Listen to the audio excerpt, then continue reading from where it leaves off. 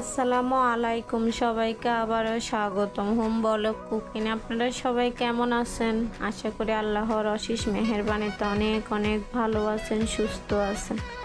আমি আবারও চলে আসলাম আপনাদের জন্য কাঁচা আমের নতুন একটা রেসিপি নিয়ে।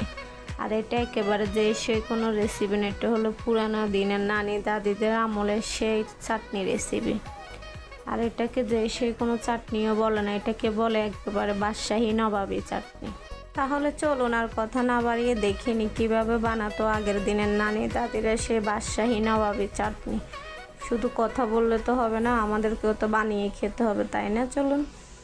তার জন্য আমি প্রথমে 1 কেজি কাঁচা আম ছিলে ভালো করে ধুয়ে নিয়েছি, আর একটা আমকে 2 ফাল্লা করে নিয়েছি। আপনারা চাইলে আরও ছোটো টুকরো করতে পারেন।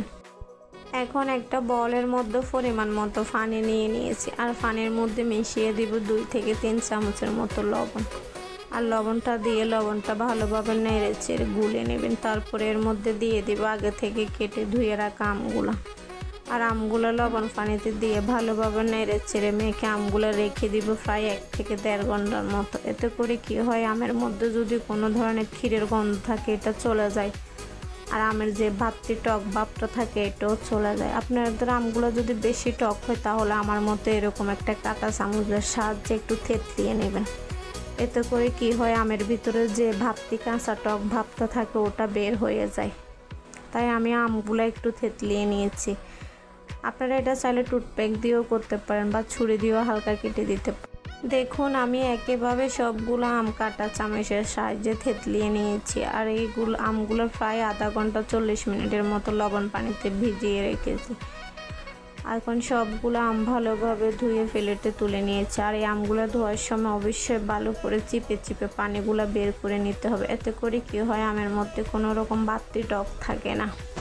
আমি আগে থেকে একটা ফ্যানে করে চুলায় কিছুটা পানি বসিয়ে দিয়েছি, আর পানির মধ্যে দিয়ে দিয়েছি 2 চামচের মতো লবণ। পানিগুলো অলরেডি ফুটে গেছে। এখন আমি এর মধ্যে একটা একটা করে আম দিয়ে দিব। আর আমগুলো দিয়ে ভালোভাবে নেড়ে চেড়ে উল্টিয়ে পাল্টিয়ে হালকা সিদ্ধ করে নেব। আর আমগুলোতে যেন ভালো একটা কালার আসে তার জন্য এখানে দিয়ে দিব আমি 1 চামচের মতো হলুদ। আপনারা চাইলে এটা স্কিপও করতে পারেন বা ফুড কালারও দিতে পারেন, আবার চাইলে সাদাও রাখতে পারেন।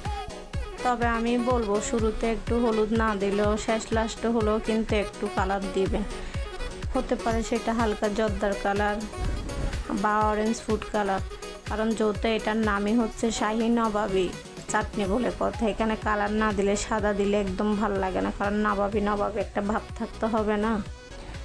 আর আমি আসলে এটা নিজের থেকে বানানো, এটা অনেক পুরনো দিনের একটা রেসিপি। আমার পাশে পড়তে একটা আন্টি বলেছে, ওনাইও কিন্তু অনেক বয়স্ক, ওনার থেকে শিখে এই রেসিপিটা। আর আমি যখন এই চাটনিটা বানাই অলরেডি উনি আমার পাশে থেকেই সব দেখিয়ে দিয়েছে। আমটা আমি কিভাবে ক্রিম বের করে নিয়েছি সেটা তো আপনারা ভিডিওতে অলরেডি দেখিয়ে নিয়েছেন। এবার চলে আসলাম মূল রান্নায়। চুলায় একটা ফ্যান বসিয়ে এর মধ্যে দিয়ে দিয়েছি প্রায় 250 গ্রামের মতো প্যাকেট লিকুইড দুধ। আপনারা চাইলে এখানে গরুর দুধও ইউজ করতে পারেন। আর দিয়ে দিয়েছি পরিমাণ মতো চিনি, কারণ আমটা প্রচুর পরিমাণে টক ছিল। লবণ তো শুরুতে দেওয়া আছে, এই পর্যায়ে হালকা একটু লবণ দিবেন, যত এটা টক তাই হালকা একটু লবণ ইউজ করতে হবে। আর ফ্লেভারের জন্য দিয়ে দিলাম 2-3টে তেজপাতা, 2-3টে এলাচ। এটা একেবারে অপশনাল, আপনারা চাইলে অন্য যে কোনো, আপনারা চাইলে ব্যানানা এসেন্সটাও ব্যবহার করতে পারেন। দুধগুলো নাড়াচাড়া করতে করতে বলক চলে এসেছে। এখন এর মধ্যে দিয়ে দিচ্ছি আগে থেকে রেডি করে রাখা আমের ক্রিমগুলো। আর দুধের মধ্যে আমগুলো দেওয়ার পরে দুধটা একটু ফেটে যেতে চাবে, এতে করে কোনো সমস্যা নয়, ভয় পাবেন না। যত এটা আমের চাটনি, দুধটাতে একটু ফাটবে। আর এই চাটনির আসল মজা হলো দুধের সেই নুনিটা, দুধের যে একটা নুনি যায় উঠে ফেটে ওঠাই। আর আমগুলো ভালোভাবে নেড়ে চেড়ে কিছুক্ষণ রান্না করে নিলে দেখবেন আমগুলো অনেকটা ঘন হয়ে যাবে, দুধে আর আমে একাকার হয়ে যাবে মিশে। এই পর্যায়ে আমি অ্যাড করে দিলাম 1 চামচ ঘি, 2-3টা কাজু বাদাম কুচি, 2-3টা পেস্তা বাদাম কুচি। এটা দিলে নাকি টেস্টটা খুব ভালো আসে। আপনারা চাইলে স্কিপও করতে পারেন, তবে আমি বলবো যত এটা শাহী নবাবী চাটনি বলে কথা, এগুলো স্কিপ না করে দিলেই ভালো হয়।